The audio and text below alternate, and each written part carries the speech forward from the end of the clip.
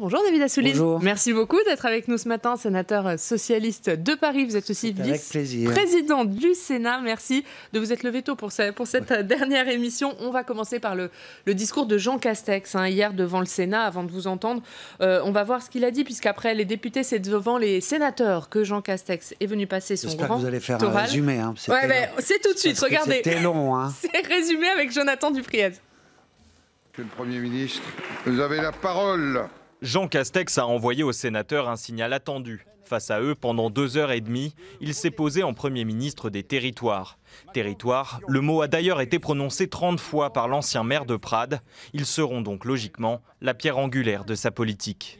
L'État, je l'ai dit, est le garant des fonctions régaliennes qui scellent l'unité de la nation. Mais pour l'ensemble des grandes transitions écologiques, économiques et sociales, les acteurs territoriaux doivent être à la manœuvre. Devant la Chambre haute, Jean Castex a aussi tenu à s'adresser particulièrement aux élus locaux et à saluer leur engagement pendant la crise. Les élus ont été remarquables d'implication et de dévouement, à commencer par les maires qui ont, comme toujours, été combattants de la première ligne et de la première heure. Lors de son discours, Jean Castex a surtout longuement détaillé sa vision en matière de décentralisation. Vision largement convergente avec celle du Sénat. Le locataire de Matignon souhaite accélérer la marche via le projet de loi dit 3D et déléguer aux collectivités davantage de compétences, notamment en matière de santé. Je souhaite à cet effet que les régions, les départements et les intercommunalités puissent prendre une part plus grande dans la gestion de notre système de santé, qu'elles puissent, si elles le souhaitent, s'associer aux investissements que nous allons y décider. Jean Castex a aussi confirmé la tenue prochaine d'une conférence nationale des territoires, ainsi que la présentation en Conseil des ministres avant la fin du mois d'un projet de loi organique ouvrant le droit à la différenciation, permettant aux collectivités davantage d'expérimentation au niveau local. David Assouline, qu'avez-vous pensé du discours du Premier ministre ? J'ai pensé que c'était très long, très dilué. Je ne vois pas où est le nouveau message, à part venir devant le Sénat pour prononcer un maximum de fois le mot territoire, parce qu'il sait que nous sommes attentifs à cela. De ce point de vue, il a raison, l'analyse est commune. Dans cette crise sanitaire, c'est bien à cet échelon, et les collectivités ont fait un travail de protection des Français à tous les niveaux, avec une agilité dans tous les domaines, y compris pour protéger les tissus économiques locaux, pour agir au plus près, pour protéger, pour organiser des synergies entre acteurs. Donc, le fait de l'acter, mais je me souviens qu'après la crise des Gilets jaunes, il y avait une nouvelle étape du quinquennat parce que le maire allait être au centre. Donc ce discours-là, on l'a déjà entendu. Et derrière... Vous dites qu'il manque les actes ? Il manque les actes. On va voir. Il faut vraiment pas des actes, mais un grand acte de la décentralisation, un nouvel acte important qui acte justement le fait que... on le voit, même si les élections municipales ont montré que cette élection où il y avait une forte participation jusqu'à présent, eh bien, aussi subi l'abstention, montrait qu'à cet échelon-là, les élus locaux qui s'engagent, eh bien, on leur donne les moyens. Parce que sinon, ils vont perdre leur substance, comme les élus politiques nationaux qu'on considère impuissants. Voilà. Donc, quand il dit autant de fois le mot territoire, mais que je sais qu'il y a 7,5 milliards de recettes en moins pour 2020 pour les collectivités territoriales, qu'il y a 10 milliards en moins de prévus pour l'année 2021, je dis, mais il faut des moyens pour cela déjà. Il faut arrêter de les assécher. Ouais. Il y a des moyens notamment qui sont mis dans le budget rectificatif, le budget d'urgence qui est examiné en ce moment même au Sénat. Est-ce que pour vous c'est un bon budget? Où il va être amendé par le groupe socialiste? Parce que on va l'amender. Ça ne va pas. Nous, on a eu une centaine d'amendements. Il y a énormément de bonnes choses parce qu'il y a des secteurs qui vont être aidés. Mais là sur les collectivités territoriales, il y a 4,5 de milliards, et c'est en général des avances remboursables. Donc, je vous ai dit les chiffres de perte de recettes. Donc, ça ne compense même pas cela. Alors que le problème aujourd'hui n'est pas seulement de compenser des pertes, mais si on pense que c'est à cet échelon que le rebond peut partir dans tout, dans l'économie verte, dans la continuité des services publics, qui a été un élément important pendant cette crise sanitaire, dans le numérique, dans l'investissement dans les mobilités, tout ce qui est investissement d'avenir. Nous avons là les collectivités qui, sont pour la commande publique, sont des éléments essentiels de la relance aujourd'hui, qu'il faut absolument soutenir autrement qu'en prononçant des dizaines de fois le mot. Jean Castex, qui était également entendu sur les questions régaliennes, il en a parlé notamment dans son discours à l'Assemblée nationale. Il appelle à une réponse ferme, sans complaisance face aux violences. Dernier événement en date, c'est ce pompier qui a été agressé dans l'Essonne. Est-ce que vous êtes inquiet face au climat de violence, et est-ce qu'il faut une réponse plus ferme de l'État? Mais bien sûr qu'il faut que... Sur ce genre d'acte, il faut être très ferme. Il faut affirmer l'autorité de l'État. Mais là aussi, attention à la démagogie.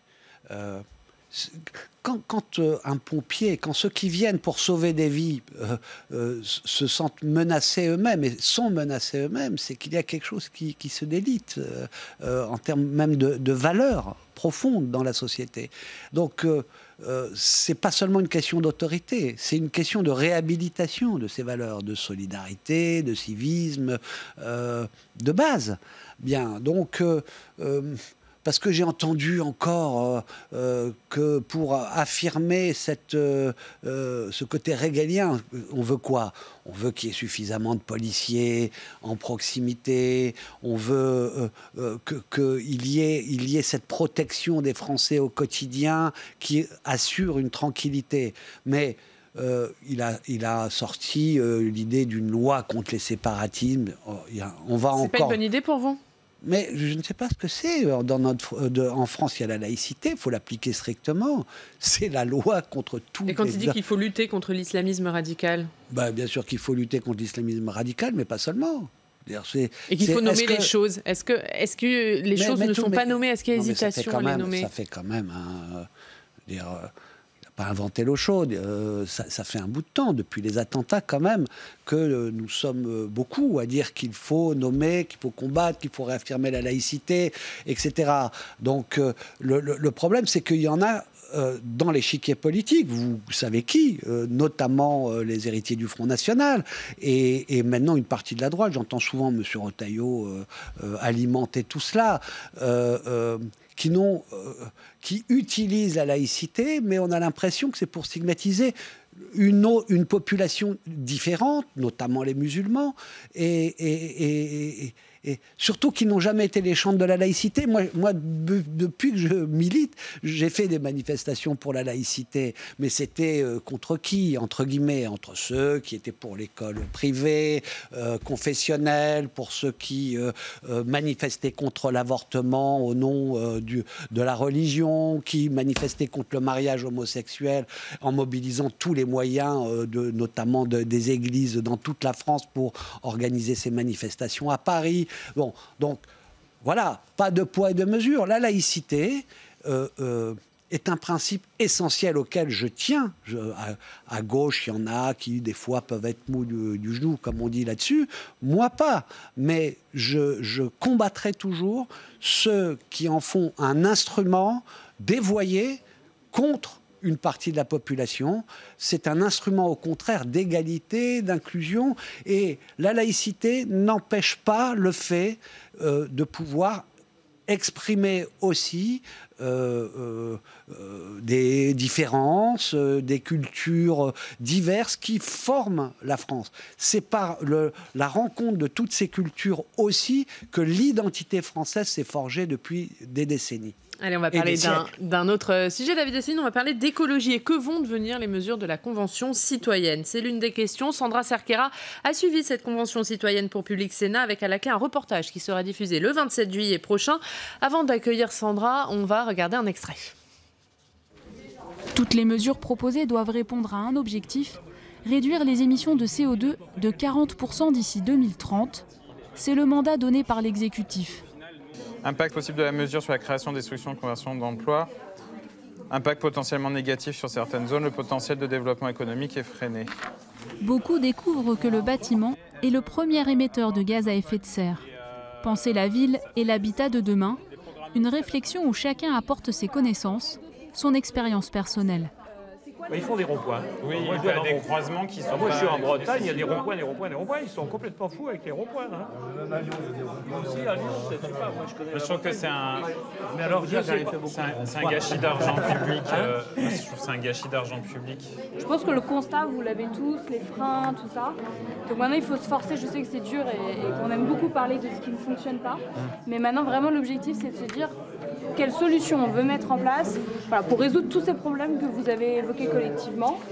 Bonjour Sandra Cerqueira. Bonjour Oriane. C'est vous qui avez donc réalisé ce reportage pour Public Sénat et vous avez suivi depuis le début les travaux de la Convention citoyenne pour le climat.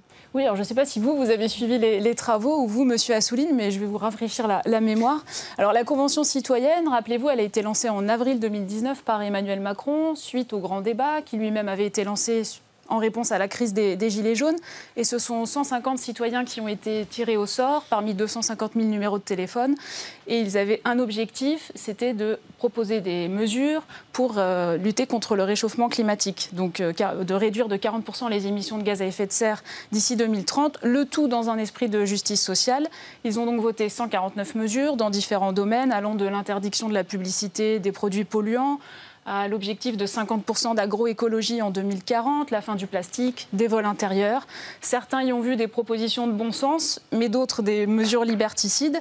Et ce qui est intéressant à observer, c'est que ces mesures, elles ont toutes été votées à une très large majorité, pour la plupart avec 90% des suffrages exprimés. Pour William, l'un des citoyens que nous avons suivis, c'est la preuve qu'il est possible de se mettre d'accord sur des sujets clivants. On l'écoute et on vous fait réagir juste après. Avec la formation, l'information qu'on a reçue au fur et à mesure, de pouvoir sortir ce que beaucoup d'experts avant nous, ce que beaucoup de politiques avant nous ont essayé de porter et n'ont pas réussi à se faire entendre. Là, on espère pouvoir être la voix pour ces gens-là aussi. Alors, monsieur Assouline, un tel consensus dans le monde politique, y compris au Parlement, est plutôt rare. Qu'est-ce que ça vous inspire? On a pu entendre que ces citoyens avaient réussi là où les politiques ont échoué jusque-là.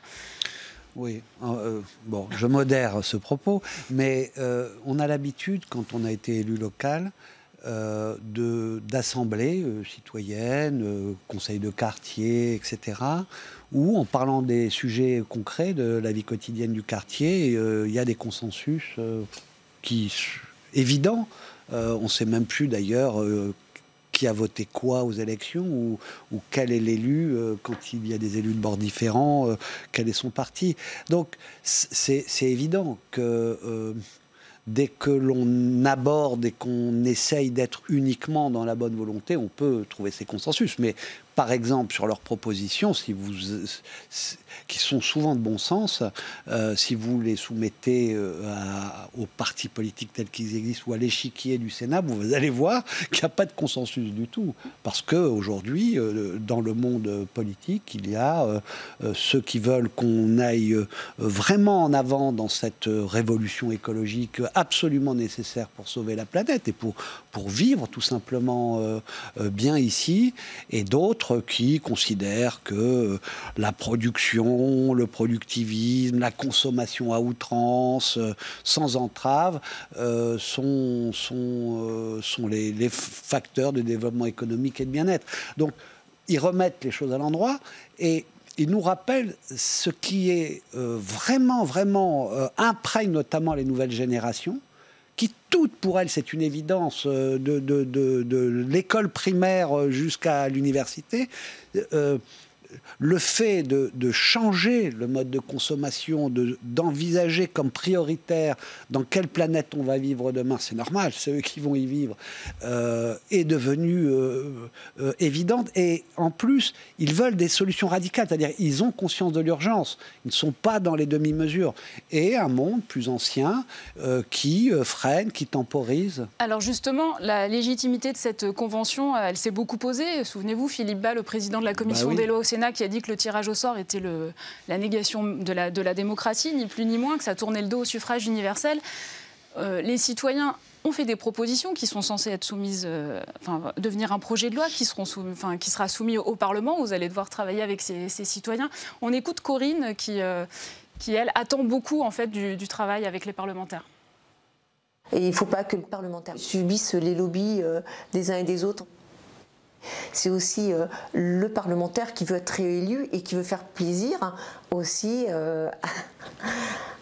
à sa population. Il faut voir l'intérêt général avant son propre intérêt. J'ai mis tout mon cœur, toute mon énergie, tout ce qui me semblait être bon pour tout le monde. J'ai rien à perdre. J'ai pas à plaire aux uns ou aux autres. Alors, que lui répondez-vous à Corinne, qui est donc une des membres de la Convention citoyenne que nous avons suivie, qui, elle, a regretté la méfiance de certains parlementaires à l'égard de cette convention et qui est amenée à assurer un travail de suivi, comme l'a demandé Emmanuel Macron. Mais parce que, comme très souvent, on part sur des débats complètement faussés. J'ai déjà eu ça en parlant de démocratie locale. J'avais fondé les conseils de quartier dans le 20e arrondissement il y a 25 ans. Et on dit, oh, mais ça ne peut pas remplacer le suffrage universel, etc. Bon, bien entendu. C'est les parlementaires qui votent la loi. Et la légitimité du suffrage universel et la légitimité du peuple. Mais on doit, et on le sait, la renforcer par des éléments de démocratie plus directe ou de participation plus quotidienne des citoyens entre deux élections. On dit quoi aux citoyens? On leur dit, vous restez chez vous, vous attendez qu'on fasse. Et souvent, on ne fait pas. Donc pour vous, c'est complémentaire du Parlement, c'est pas concurrent. Mais bien sûr, c'est complémentaire. Et donc le tirage au sort est une forme. D'ailleurs, il y a 25 ans, dans les conseils de quartier du 20e arrondissement, une partie des citoyens, j'avais proposé qu'ils soient tirés au sort, me référant comme historien à une part dans la démocratie athénienne, qui est quand même une démocratie et un précurseur. Il y avait aussi cette part-là de tirage au sort. Donc il ne faut pas en faire la panacée, mais considérer que là, on a une parole différente, des propositions qu'il faut écouter, délibérer. Et j'en suis d'autant... Là, je vais vous dire pourquoi il y a plus de réticence que ce qu'on aurait pu attendre du côté des parlementaires. C'est que ce gouvernement a proposé ça, mais à côté, il n'écoute jamais le Parlement. Donc, il y a le sentiment qu'on le contourne, ou parce qu'on fait du vertical direct, présidence de la République, je décide, loi d'urgence, on va à la schlag, comme on dit, et puis de l'autre côté, dire les citoyens, ils peuvent s'exprimer directement et tout. Mais donc certains l'ont vécu comme une forme de concurrence. Bien sûr, mais parce que dans les faits, le Parlement n'est pas assez considéré par le gouvernement. S'il était valorisé, revalorisé, pris en compte de façon sérieuse, on vivrait tout cela comme un renforcement de la façon d'élaborer, y compris d'avoir des idées, et puis d'écouter sur des sujets importants les citoyens entre deux élections. Et merci beaucoup. Merci Sandra. Merci à vous. Et votre reportage sur la Convention citoyenne, un nouveau climat démocratique, est à voir en première diffusion le 27 juillet à 16h30 et tout l'été et sur notre site internet. Merci Sandra. Merci d'avoir été avec nous. On continue, nous, David Assouline. On va aller comme tous les jours dans une rédaction locale. On va aller à Lyon retrouver Philippe Court. Bonjour, vous êtes journaliste au Dauphiné Libéré et à la une du Dauphiné Libéré aujourd'hui, le port du masque. Oui, évidemment, Bonjour à tous, c'est le sujet dont tout le monde parle, effectivement, depuis le 14 juillet, les annonces du président Emmanuel Macron. C'est effectivement un sujet qui touche tout le monde et qui fait écho aux craintes sans doute que l'épidémie puisse ressurgir un peu ici ou là, comme on en a malheureusement l'exemple en Mayenne. Et à la une du Dauphiné Libéré, ça c'était hier, mais c'est le Tour de France. Alors il a été reporté, mais le Tour de France, il est quand même là dans votre région. Et oui, il aurait dû être en train de se jouer finalement, puisque l'arrivée finale était prévue à Paris ce dimanche. Il aurait dû être dans les Alpes effectivement toute la semaine. Et Christian Prudhomme, à l'image de ce qu'il a fait depuis le début, c'est-à-dire qu'il est allé chaque jour rencontrer les élus, notamment sur tous les territoires qui devaient accueillir le Tour, depuis Nice au début du mois, jusque effectivement en Isère, en Savoie et en Haute-Savoie encore hier, pour marquer le coup, pour surtout témoigner de l'importance des élus locaux et de leur soutien. C'est eux les premiers qui ont validé finalement le report du Tour en disant on vous suit quoi qu'il arrive. En septembre, il n'y a pas de problème, on le fera aussi. C'est important. C'est l'événement aussi qui peut marquer un peu un retour, on va dire, à la vie normale. Et il y a 2 interviews à lire dans le Dauphiné libéré, celle du patron du Tour, Christian Prudhomme, et celle de Romain Bardet, qui, on imagine, espère gagner ce Tour. Effectivement, le patron du Tour est en visite dans les Alpes, mais les coureurs aussi de toute nationalité s'entraînent actuellement partout dans nos montagnes. Beaucoup sont basés à Tignes, à Val d'Isère, à La Plagne. Donc ils ont investi un peu les montagnes de Savoie. Ils reconnaissent à la fois les étapes du Critérium du Dauphiné, les étapes du Tour, et ils se préparent à la vraie reprise de la saison qui, vous le savez, et vous en connaissez les raisons, a été stoppée brutalement à la mi-mars, et qui devrait reprendre ses droits réellement le 1er août. Un dernier mot, Philippe, sur l'importance du Tour de France pour les collectivités. Bien sûr, c'est le seul événement du sport international qui est autant lié au territoire, qui dépend des collectivités. S'il n'y a pas de volonté politique d'accueillir le Tour de France ne peut pas arriver dans une ville, dans un département, une région. Maintenant, souvent, c'est des candidatures qui sont portées à l'échelle d'une région.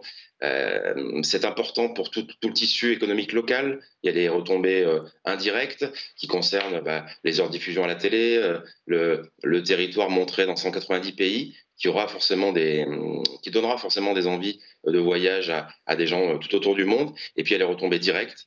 C'est la restauration, c'est l'hôtellerie, puisque le Tour de France, c'est en moyenne entre 2500 et 3000 nuitées.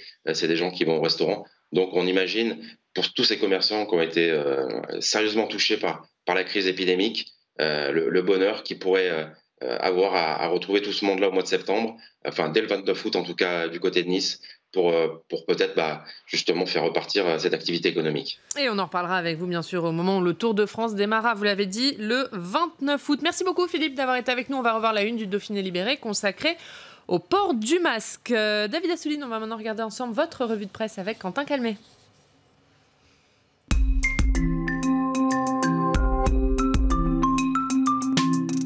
Et bonjour Quentin. Bonjour Ariane, bonjour David Assouline. Bonjour. Et c'est le coronavirus qui fait la une des journaux, notamment du Parisien. Oui, tout à fait. Sur la piste du vaccin, titre ce matin, le journal Le Parisien, vous le voyez, se rappelle, le virus est toujours aussi actif. Dans les pages intérieures, pages 2, 3, on peut lire cet édito. Plus les jours passent, plus les signaux avant-coureurs d'une reprise de l'épidémie inquiètent les spécialistes, écrit Jean-Baptiste Isaac, l'éditorialiste du Parisien. Le journal qui a pu rencontrer des chercheurs de l'Institut Pasteur qui travaillent sur un vaccin. Mais le chemin s'annonce encore long, dit le journal. Les tests sur l'homme vont démarrer. Il ne faut pas attendre de commercialisation de ce vaccin avant mars prochain. Et sur le site du journal, retour en particulier sur la situation en Seine-Saint-Denis. Oui, tout à fait, avec un taux d'incidence. Vous savez, c'est ce fameux taux qu'on surveille particulièrement de 10,1 contaminations, 10,1 contaminations pour 100 000 habitants, nous dit le Parisien.fr, recensé dans la semaine du 6 au 12 juillet. Le 93 a de nouveau dépassé le seuil de vigilance au Covid-19 et ce n'était pas arrivé depuis fin mai. Paris est juste derrière avec un taux de 9,9. D'où cette question pour vous, David Assouline. Est-ce que vous êtes inquiet? Est-ce que les Franciliens sont assez mobilisés? Je suis inquiet. Je pense que cette inquiétude commence à être partagée. Et finalement, c'est quand il y a l'inquiétude qu'on réagit. Je crois que si aussi les Français ont accepté des mesures lourdes, notamment de confinement total à un moment, c'est qu'il y avait une peur, une inquiétude réelle et qu'il y a un grand relâchement. D'abord parce qu'on a d'un coup envie de vivre et donc ça se débride, on va dire, et notamment les jeunes qui avaient besoin de ça. Mais je pense aussi qu'il faut réaffirmer partout de façon pédagogique et il faut que tout le monde s'y remette. notamment les médias, pour expliquer que les gestes barrières sont absolument nécessaires, le gel hydroalcoolique absolument nécessaire, et le port du masque, pas seulement dans des endroits clos, comme ça a été décidé enfin, mais aussi dans les endroits de rassemblement. Mais c'est assez frappant. Pour avoir lu beaucoup la presse quotidienne régionale depuis plusieurs mois, on voit effectivement le coronavirus qui fait à nouveau la une de la presse. Vous dites c'est bien, il faut mobiliser l'opinion publique avec les gestes barrières. C'est un bon message aussi ? Oui, c'est vraiment insister. Là, il y a cette période de vacances avec un moment où il va y avoir des transhumances, c'est-à-dire des déplacements massifs sur l'ensemble du territoire, et il peut y avoir des choses qui sortent du contrôle. Là, il ne faut pas considérer qu'on est dans la situation du pic de la première vague, mais ça peut repartir et en tous les cas être un élément de sanitaire absolument qui marque. Il y a des pays où c'est vraiment reparti, des régions où c'est vraiment reparti et pas loin, notamment en Catalogne, etc. Donc ne pas prendre ça à la légère et refaire tout ce que l'on faisait avant de façon très sérieuse. Et dès lundi, porter le masque donc dans les lieux clos publics. Exactement. Merci Quentin. On vous retrouve longuement dans le Club des Territoires tout à l'heure. On aura l'occasion de vous voir. Un mot sur vos sujets, puisqu'on est dans vos sujets, David Assouline, notamment la question des droits voisins. Vous travaillez beaucoup là-dessus. On en est où sur ce sujet ? Écoutez, on va fêter l'anniversaire de ma loi, enfin celle que j'ai initiée, qui permettait de faire en sorte que les plateformes concourent au financement de la presse pour ce qu'elles produisent, que Google utilise, mais ne paye pas. Et ne produit pas, en tous les cas. Et depuis, Google traîne des pieds. Dans les négociations, elles sont bloquées. Ils proposent une somme modique pour que tout le monde se taise à la presse, magazine et presse d'information. Y compris aujourd'hui, ils font appel d'une décision de l'autorité de la concurrence qui a dit qu'ils abusaient de leur position dominante et qu'il fallait qu'ils négocient sérieusement. En gros, ce qu'on doit dire à Google maintenant, c'est que la loi française, c'est pas une option, hein, c'est une obligation de la respecter. Et que si la loi, telle que je l'avais imaginée avec l'ensemble des parlementaires, elle a été consensuelle, ne donnait pas, favoriser la négociation.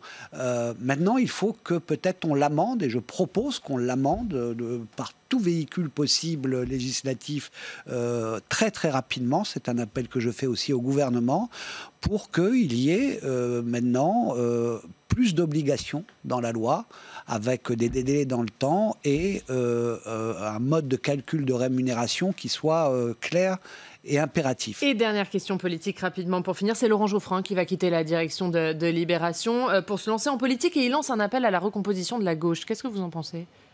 Je vais voir l'initiative concrètement, mais c'est bien que de partout il y ait des...